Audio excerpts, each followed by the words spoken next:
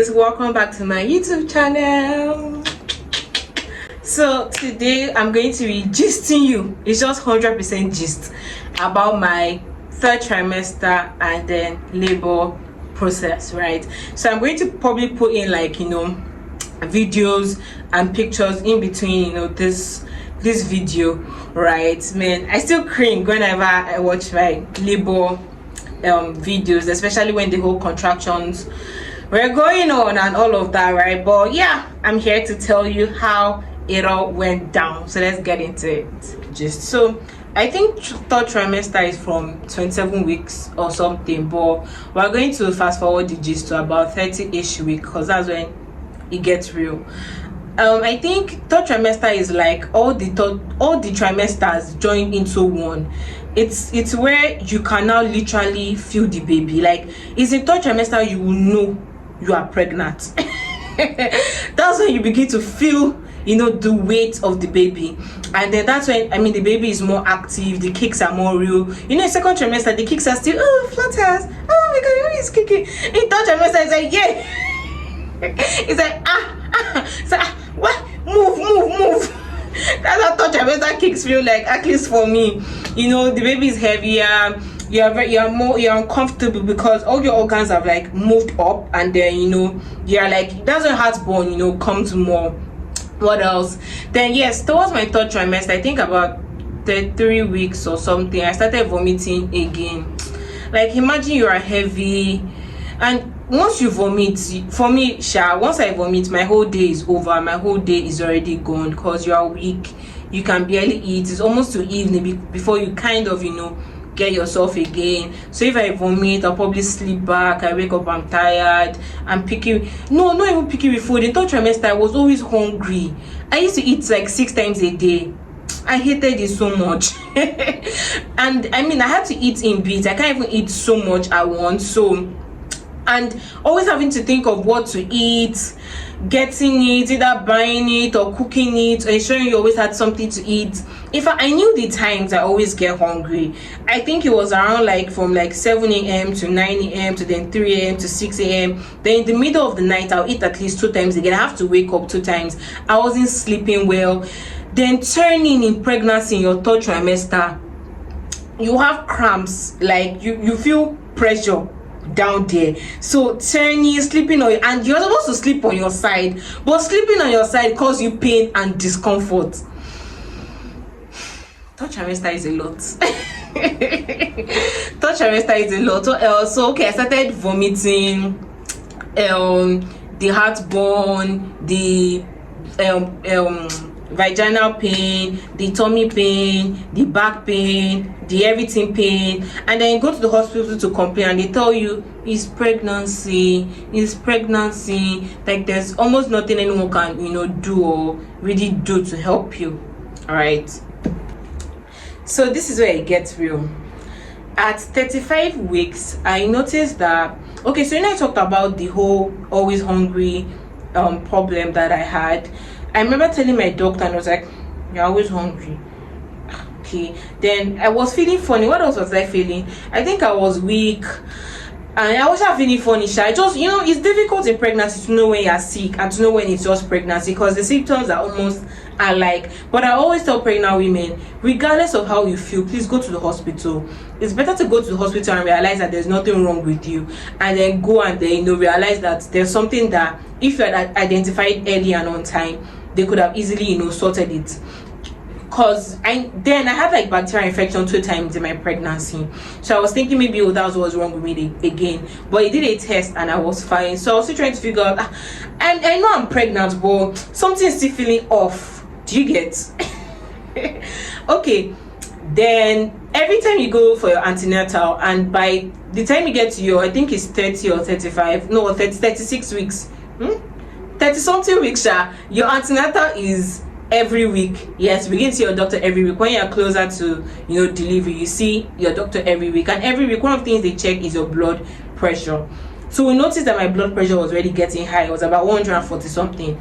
It was already getting high. So at 35 weeks, they put me on blood pressure medications, and it was just to monitor it. Although doctors told me that as the pregnancy keeps growing, it keeps getting worse. It doesn't get better because your baby is getting bigger, your body is still working a lot. So it's not like a normal person that do certain things and all of that. It was still going to get worse. So the whole aim was just to manage me and push me through 37 weeks, so that at least I don't have to have a preterm baby. My baby will be fully developed.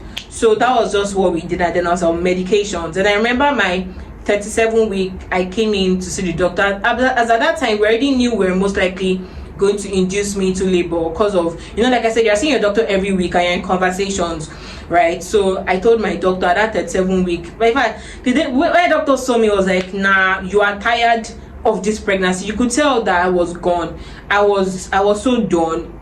And I know doctors are always, especially when there's now like a health condition attached to it, they're always careful, because if the mother is tired, it also affects the baby, affects the pregnancy, and both mother and baby are also a patient in the process. So my doctor saw me, I was like, it's true, you don't look so good. They just asked me to do one final ultrasound just to know the baby's weight, know the baby's position, and then they sent me to the main hospital, and I got induced and it was time to go into labor. So this is where the labor story begins. We got to that other part of the hospital around, I think it was early in the morning, but I didn't get induced till about 6 p.m. in the evening. So they like to start late into the evening so that from night, your labor has progressed a bit, and then by morning you are much better, so that max by morning you can have your baby. And I'm going to be open with you guys. I'll tell you everything so that you will know how it's like and you can prepare yourself. So I have friends too that have gone through this process, and I asked questions, what is it like, how does it feel like, and I was a bit prepared, or so I thought. One thing I personally did not like was that process of checking you. Okay, I'm getting ahead of myself. Let's go back. Let's rewind. Let's go back to actually inducing me. So there's this that they call catheter. I hope I'm pronouncing it well. If you ever done like a surgery operation, they put it inside that place so that if you want to pee, the urine can come out. So it's almost that same thing, but then there's like a ball, right? I think there are two ways to induce you. They can do that ball thing, or they put this drug into your private part so that I can induce labor. But I started with the ball thing, and the whole point of the ball thing is to expand and open it up to a bit. So we're trying to get 10 centimeters, so the ball takes it to, I think, a maximum of 5 centimeters. And when they started, God, so you open your leg, and then I had to speak low for that part. So they're about to start. As they started, I said, yeah, I'm not doing it again. Stop.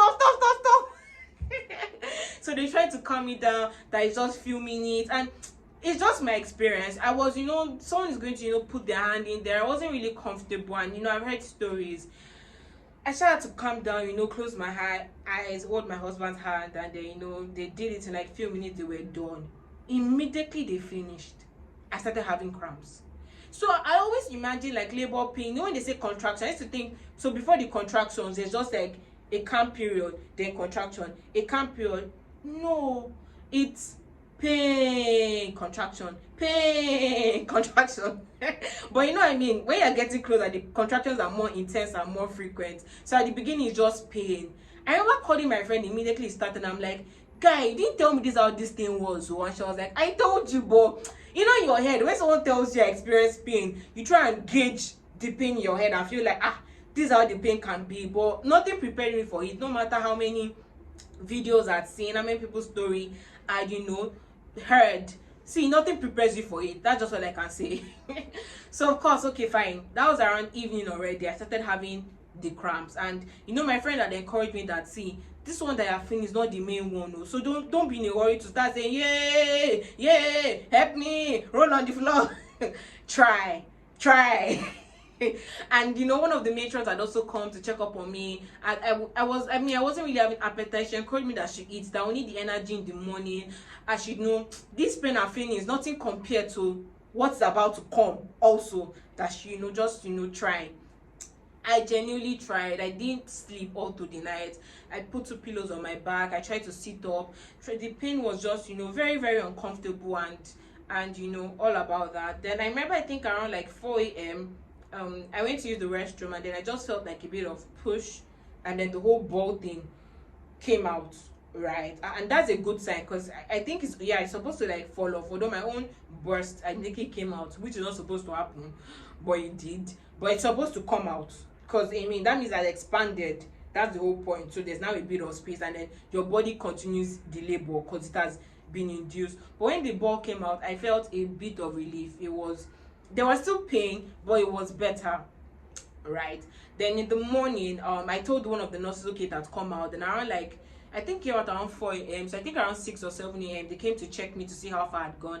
And doctor first told me it was like 3 centimeters. I said, after everything that we've done all through the night. So okay, let's wait for the gynae to come. And then in my head I was thinking I was going to give birth in the morning. They will do the whole process, and by morning I'll have my baby and we can move on with life and thank God and give God all the glory. Little did I know.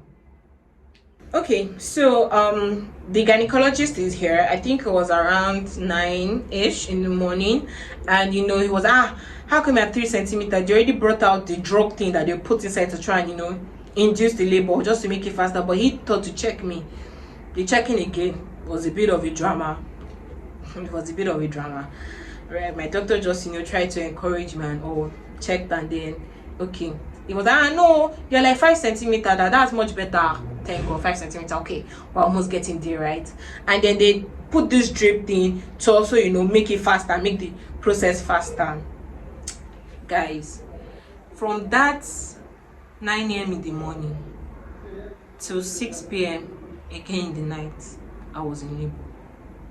I did not pass 7 centimeters. I vomited. They came, the doctor used his hand to break my water. The water was watering. With every contraction, as in they changed the bed and the bed sheet, I think 2 or 3 times because of how soaked it was. There was a point where I wanted to go and pee. I didn't want them to have to put that catheter inside. They had checked me.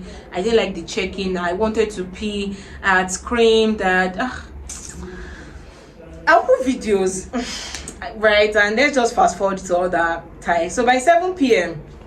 I think it's 6 p.m. It was short 24 hours from the last night that they had induced me. My doctor came and said, okay, this final time, if there's still no progress, we're going to take you through to CS. Because the truth is, it's not just the woman getting tired. The woman is tired. The baby is tired. So my husband was actually there all through my labor. The doctors are tired. The nurses are tired. And you don't want to make it more tiring. And now I was even open for CS. If I said, don't check me again, just carry me, let's go and do the CS, let me just born this child. And around 6 p.m. they called everyone, okay, wherever they needed, and then in like about 30 minutes I went to the theater. Another thing about CS is, if you're not an injection person, sorry, I'm an injection person, so it was easy. The injection they give you for the anesthesia, I hope I'm pronouncing that well, right? And the woman that did that thing for me, bless her, wherever she is, God bless her, she was the comfort in my entire process. I had to tell her, right? She was so sweet. She was like, hi baby, no, sorry, not hi baby, but like, hi mama, how are you? Don't worry, this is a no pain zone, you are doing okay, let me know. I had to tell her that. Thank you. My doctor was not like that. This is what I've been here with you since morning.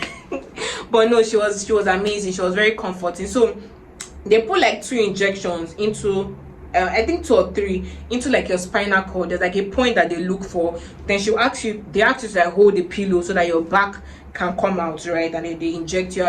I was very calm. I mean, I just wanted to get over it. I told her that I wanted to sleep. I wasn't interested in being awake. I was tired. I had not eaten. The last thing I ate was that night food. So I don't eat in over 24 hours, right? And with CS, you can't eat. You're also not going to eat in like another, like I think 24 hours. You have to wait for like 24 hours again or something before you can eat. So I mean, they injected me, and then so she just told me that okay, she'll allow me sleep, but I need to see my baby first before I can sleep, right? So when they start, I think it takes less than 10 minutes to bring out the baby. I heard her cry. They brought out to me your baby, and then she and they had passed like 2 drips to my hands, so both my hands were like this, like collecting drip. And they put me to sleep. I'm not even sure I was asleep, but I thought I was relaxed. I think I was even talking or something, but I was sure, floating. It was just more relaxing for me. And then they were stitching me up. That one. So the whole process is like less than an hour, but I think sewing you back up takes more of the time actually. So they were, putting me back, and I think towards the end so I was feeling pressure on my tummy. I think they were trying to drain all the blood, and fast forward, I was done with the labor. I think I have a video of when I came out, and when I came out, I was, shaking, and yeah, I was very shaking.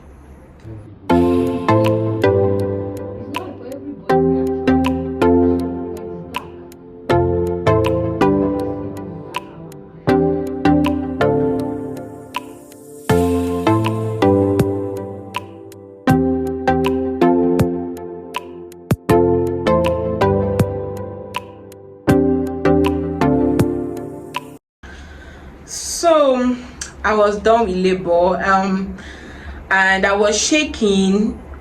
It's one of the side effects of the anesthesia, the thing for the pain, so you don't feel pain down there, right? I was shaking.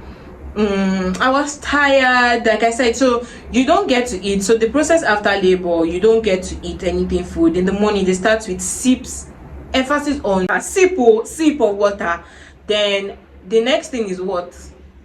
I can't imagine. I can't even remember. I thought the final thing is pap. Okay, yes. The next thing is tea. It's tea. Lipton, no, they don't put milk or sugar inside though. You will sip it too. You don't rush it. You sip that one. Then you will now do pap in the night. So for like 48 hours, I did not eat. I was in pain because I don't CS. So I gave birth to my baby in the night. So all through the night, they will just give you painkiller. There's one particular painkiller they call paint. God bless whoever produced that thing. Once they give it to you like this, it just knocks you out, and then you're able to sleep. So they gave me that paint. You're asking, where's the baby? The baby is with the nurses. The baby is fine. Think of the mother. Okay, so let's continue. So they gave me paint, that stuff, and then I was able to sleep. And then by the next morning, I was they'll come and bath you try and walk. The doctors were very impressed because it was less than 24 hours after my surgery, and I was sitting trying to walk around. All doctors that came were like, wow, like I'm one of the very few that I wiped myself. Yes, I wiped myself. I'm the very few that after the whole process, you quickly get back on your feet. Not that I was fully on my feet though. I was trying, but my mentality was, there's a baby that needs me. That was just what I kept telling myself. There's a baby that needs me, and I just have to recover as fast as I could. So that was just my priority at that point in time. But I was in a lot of pain, a lot of discomfort, and I'm just going to say this right here. Be kind to mothers, especially if you've never experienced it before. If you've not, and I'm sure that as you're watching this video, this is real conversation. I'm not smiling with anybody. This is real. Let's be serious. And as I'm watching this video, I'm probably trying to picture in your head everything that was going on. And remember, I said that when I was in labor, I'd called my friend, and I was like, you never told me this, how deep it was. There's a picture you put in your head when someone is telling you something, and you imagine it, and picture how you will respond differently. I assure you that till you're actually in it, you have no idea. I remember that when I had my baby, I really wanted my space. I remember telling my husband that I wish after delivery we just go on like 1-3 months vacation. After going through all of that in pregnancy, the last thing you needed was having to do with a baby, having to do with that life. I just wanted to rest. I just wanted to sleep. I wanted to eat, and then, oh yeah, okay, now I'm ready to take care of the baby. But sadly, that's not how it works. You just jump right into the work, right? And for me, I just wanted to recover. I just come out from a stressful period of pregnancy. I was tired. I'd been in labor for 24 hours. I'd not eaten in 48 hours. I was in pain. I had a baby that needed me, because my baby, I'm trying to learn how to breastfeed. Baby trying to learn how to breastfeed. I need to take care of my baby. By the second day, the hospital and the nurses already pushed like, take care of your baby, and this is me still recovering. I didn't have any help.